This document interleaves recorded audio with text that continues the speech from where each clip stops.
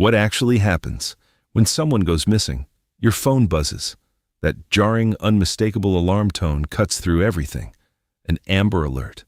A child is missing. Most people glance at it, feel a moment of unease, and move on. But here's the question almost nobody asks. What actually just happened? Who made that decision? What system just activated? Because behind that single notification is a layered infrastructure of federal databases, law enforcement protocols, competing jurisdictions, and volunteer networks, all triggered within minutes of a single phone call to 911. Most people think someone goes missing and police just look for them. The reality is far more complex and far more interesting. Today we break down exactly how the system works. Welcome to How Systems Work. I'm glad you're here. This channel is about pulling back the curtain on the complex systems that shape your everyday life. We break them down, trace how they actually function, examine the trade-offs built into them, and let you draw your own conclusions. No agenda, no oversimplification, just clarity. So if you're new here, consider subscribing. We publish a new system every week. Now, let's get into it. Now, before we trace how the system actually works, let's clear something up that almost everyone gets wrong. You've probably heard that police won't act on a missing persons report for 24 hours. That's a myth. And it's one that may have actually cost lives. The truth is, the system activates immediately. But how it activates and how aggressively depends entirely on one thing: how the system classifies who is missing. And that classification changes everything. So how does the system classify a missing person? There are 3 categories, and the response the system delivers depends entirely on which one applies. Category 1, a missing child, anyone under 18. This triggers the most aggressive and immediate response the system has. Resources mobilize fast. Category 2, a missing, endangered adult. This covers any adult whose physical or mental condition puts them at risk: dementia, cognitive impairment, a medical condition requiring treatment, or a known physical vulnerability. If their safety is believed to be in immediate jeopardy, the system responds accordingly. Category 3, a missing adult, no known vulnerability, no evidence of foul play. Here, the system's response is measured, and deliberately so, because the system is designed to respect adult autonomy. An adult has the legal right to walk away from their life, and the system reflects that value, even when it creates gaps. Now here's what happens the moment any report is filed, regardless of category. Law enforcement doesn't work sequentially. Multiple actions activate simultaneously. The reporting person is interviewed. Hospitals, shelters, and detention facilities are checked.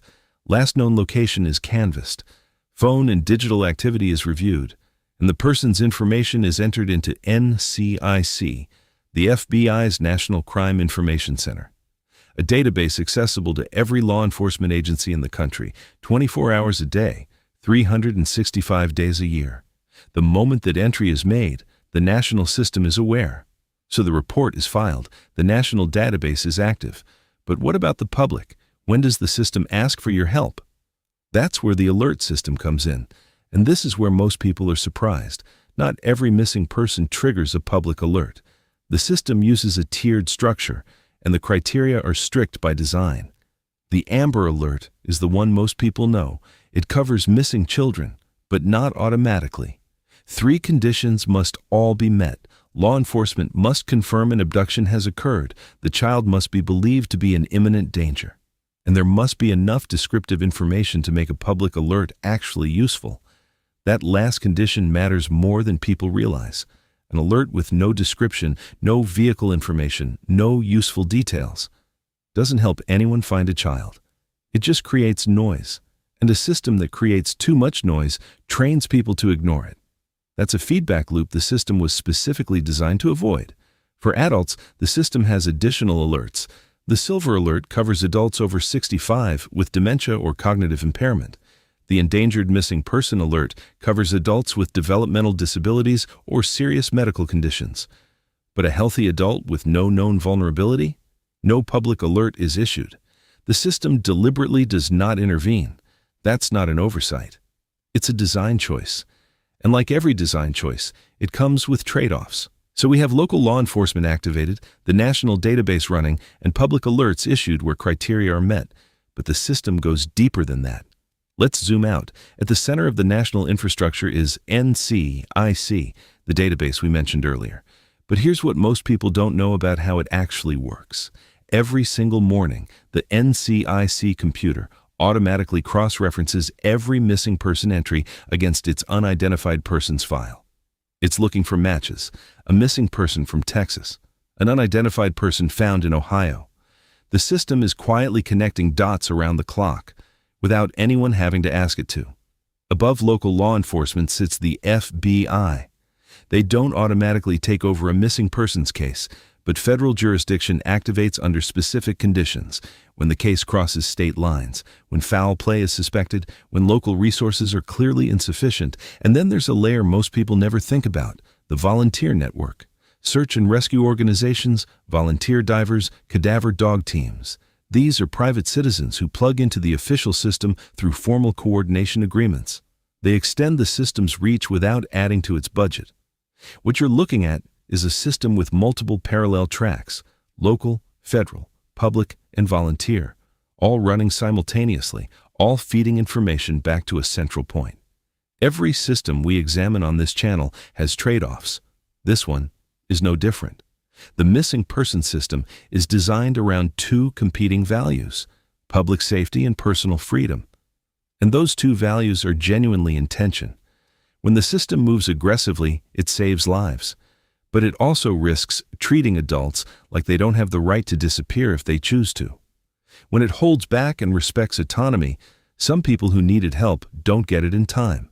There's also a gap that data consistently reveals.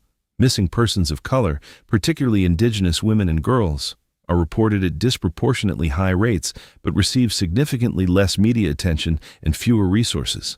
The formal protocols are the same for everyone, but the informal amplification layer, media coverage, public attention, community response, is not. That disparity is part of the system too, even when nobody designed it that way. No system is neutral. Every design choice reflects a value. And understanding that is how you move from consuming information to actually understanding the world. The next time your phone buzzes with that alert, you'll see it differently. Not just a notification, but the output of a system that activated the moment someone picked up a phone and made a report. A system with federal databases cross-referencing in the background, law enforcement working multiple tracks simultaneously, public alerts issued only when strict criteria are met, and volunteers extending the reach of the official response. It works, imperfectly, with gaps, with trade-offs, like every system we examine here. But now you understand how it actually works, and that's where clarity begins. If this gave you a new way of seeing something you thought you already understood, hit subscribe. We publish a new How Systems Work video every week, and if you want to keep thinking about this one, drop a comment below. Do you think the criteria for public alerts are too strict, not strict enough, or just right? I read every response. Next week, we're examining another system that shapes your life in ways you've never considered. See you then.